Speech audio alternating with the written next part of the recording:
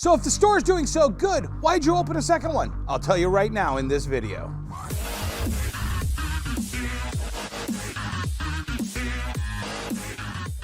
Welcome to Wonder World Comics. I'm Dennis Barger, 45-year veteran of buying collectibles, 35-year veteran of selling collectibles, and a 20-year veteran of owning a store. So I opened up this new concept store. Why didn't you just make that store bigger? Why didn't you just cram more stuff into that store? Well, I'll tell you why. A guy like me needs challenges. So I wanted to challenge myself to do the retro comic book store. Comic books, games, toys. There wasn't a lot of room for the other stuff that I really wanted to test in this market, which was records, video games, anime, and manga.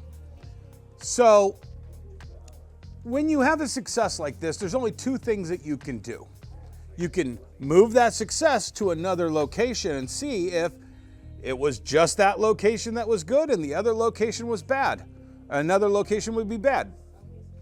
Or you can try that exact same concept with a totally different genre. And you know what? That's what I did. So let's go check out what I've done. I knew that I could have crammed in records. I could have crammed in video games. I could cram in a whole bunch of other things.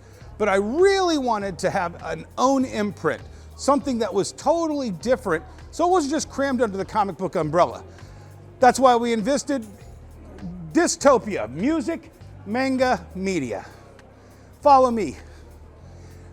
As comic book stores are the umbrella for card games, action figures, all that nostalgia, I think video games hit that same cue. We've laid the store out so that it's by all the different titles. PlayStation, Xbox, Nintendo, PlayStation Vintage, Xbox Vintage, Nintendo, Sega, and of course, we have Atari. But why is that the umbrella? Well, because for 50 years, gamer culture has helped us spawn all of the love for all these other things, especially for all things Japanese. That's why that feeds into our manga section. On the other side, we have anime. To me, it's almost like the evolution of an entirely different kind of geek that the comic books created. Now, as you come around the store, you're kind of rocking through the history of this type of geekdom. It's all about the tangible stuff. That's why we have a huge section of physical media. DVDs, Blu-ray, more DVDs by genre. And over here, away from the visual stuff, is the audio stuff. Cassettes, 8-track players, DVDs, records. So we opened this store 1 year after we opened the comic book store. And guess what? This store surpassed the comic book store.